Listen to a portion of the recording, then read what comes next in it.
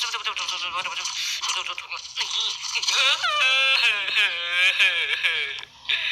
ึงก็ Going under, oh.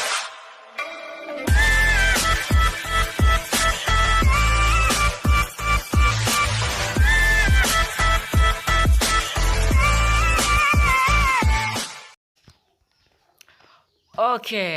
ก็สบายดีผู้บ่าวสาวลาวทุกคนเนาะมื้อนี้ก็อยู่กับเฮาใน LM2 ตามเคยตามเก่าตามเช้าตามแรงมื้อนี้ก็แม่นตอนแรงเต็มเป่าเนาะ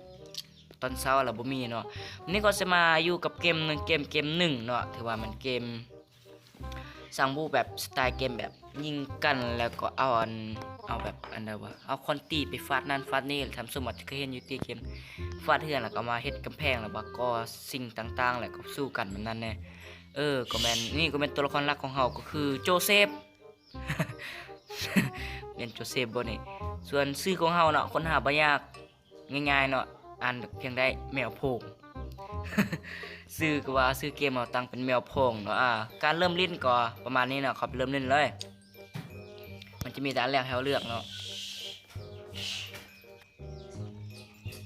นี่ก็คือเข้ามาอยู่ในเกมของมันเนาะหน้าตามันจะเป็นจังซี่เนาะภาพก็ค่อนข้างที่จะสวยงามเนาะแต่เสียดายแต่มือถือเขาอยากแลดนิดนึงเนาะพูดตีคำว่าแลดแบบมันจะซ่าเกินไปเนาะว่าไทยแลนด์ไทยแลนด์ is love now เป็นก็เป็นไว้ทำแต่ว่าเราสามารถเข้าเป็นเพื่อนกันได้นะทำสมนอแบบเอาไปมอมๆแล้วมันจะมีการทางออกเดียวเป็นเพื่อนกันได้บ่หำเอ้ยเป็นเพื่อนกันได้บ่หำเอ้ยแต่ว่าก็ถ้าเวลาประมาณยังเหลือ10 วิเนาะอันนี้ก็ในเกมนี้ก็จะไม่เป็นบ่ไปโดดจองบ่ได้ครับแหละมันว่าบ่ได้ไปโดดจองนะเข้าวงกดวงมนอันแบบนี้แหละเขาไม่ได้ทำวิ่งเข้าแล่นเข้าหมดเลยเตจังหวะนี้นี่มันก็จะปรากฏเป็นแบบแผนที่แล้วก็สนามอันแบบเดียวเราก็สามารถตีเหือนได้นะบูทำส่วนมาสามารถโหลดได้เนาะมันเป็นหน้าตาจังซี่เนาะกูเดี๋ยวทำเดี๋ยวครับเดี๋ยวคือว่ามันเป็นศัตรูกันได้เลยทำสมเนาะเกมนี้เนาะอ้าวมีลูกปืนว่าบนนี้เอาปืนให้กูแล้วบ่มีลูก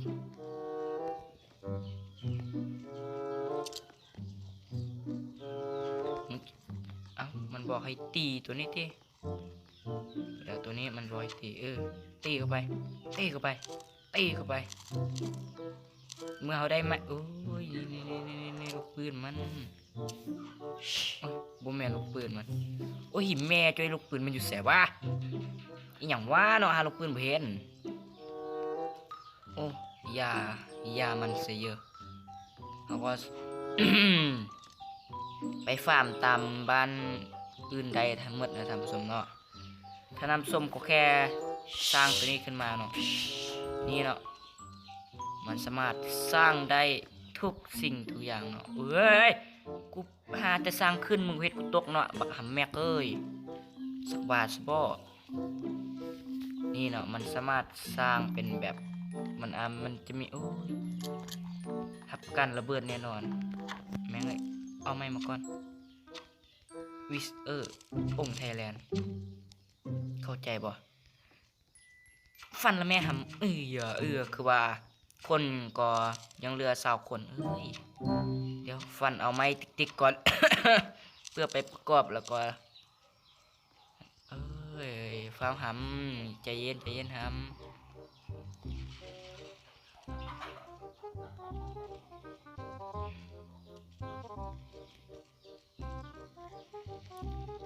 ฟันเอานี่ก่อนเด้อตอนนี้ก็จะแมนตัวอันเอกลักษณ์เนาะคันเฮาได้ประมาณ101แล้วก็สามารถไปสร้างอันแบบจรวดได้ติมันยิงสั่งว่าบานั่น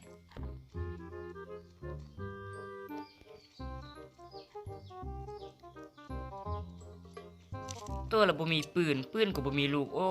ยเนาะต้องแม่นคัก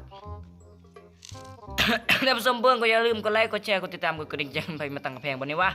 อย่าลืมกดไลค์ถึง100 ไลค์50 ไลค์ก็เอาเพราะคนเฮามีคนติดตามน้อยให้ถึงประมาณ50 ไลค์ท่านผู้ชมเนาะ เท่านั้นพอ50 ไลค์ทำสำเด้อเดี๋ยวเริ่มกดติดตามเพราะเป็นอย่างเขามาเล่นเกมนี้เพราะฟรีไฟเขากำลังอัปเดตเนาะทรงเนี่ย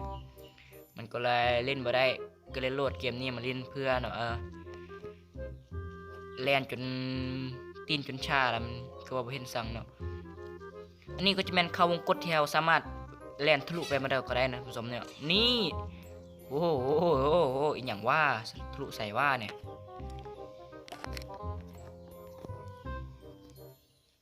คือจังหวะนี้เราเห็นคนทำสมเนาะโดยการเราจะเอาปืนไปคำมันจะเอาควันตีเอ้าเสือกบินได้เนาะท่านผู้ชมช่างแม่งมันเดี๋ยวรับเลขเขาขึ้นเนี่ยเฮ้ยปืน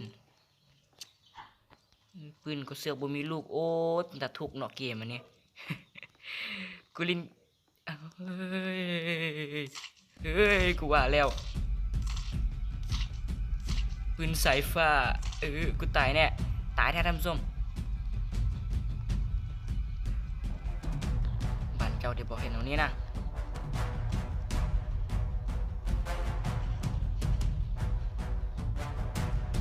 เฮ้ยขังตัวเองไว้ก่อนท่านผู้ชมบ่ไหวโอ้เลือดยังเหลือเท่านี้ตายแล้วชิบหายต่อท่านผู้ชมกูทำฟันแม่ง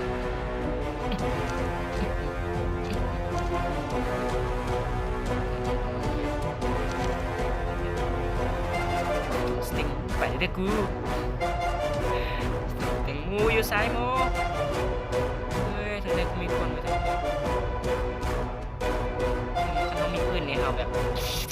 สลัมเลินนี่มึงงงอย่างวะมาเข้าสั่งนี้เฮ้ยเนาะนี่เนาะคือว่าเราสามารถคันเราตายเราสามารถแบบเบิ่งผู้อื่นได้เนาะเห็นหน้าทำสมอันมันเป็นตัวคืออันอุกกาบาตตกอันนั่นแหละมันแปลว่าอันเป็นแอร์ดรอปเนาะทำสมอันนี้ก็จะเป็นหมู่ของเราเนาะอันที่เราฮับเป็นเพื่อนเนาะเราบ่คันเราฮับเป็นเพื่อนเราบ่สามารถฆ่ากันได้เนาะทำสมก็คันอยากเล่นก็โหลดมาเล่นได้เนาะนี่เราสร้างอันตัวใดมาลูกจ้วแล้วเขาเฮ็ดสั่งได้วะเอ้าเฮ็ดสั่งได้วะมึงก็ตั้งกำแพงให้มันเต็มดิประมาณนั้นทำสมเนาะคันไพเบิ่งคลิปนี้เราก็อย่าลืมกดไลค์กดแชร์กดติดตามกดกระดิ่งแจ้งเตือนให้เฮาได้จังได้ก็ขอ50 ไลค์ท่านผู้ชมจังได๋อย่าลืมกดติดตามนะคันมื้อนี้คันฟรีไฟอัปเดตแล้วก็สิมาแคสเกมฟรีไฟเบิ่งเนาะท่านผู้ชมเนาะจังได๋ก็ฝากกันเท่านี้ท่านผู้ชมเด้ออย่าลืมโหลดไปเล่นเด้อบ๊ายบาย Going under, oh.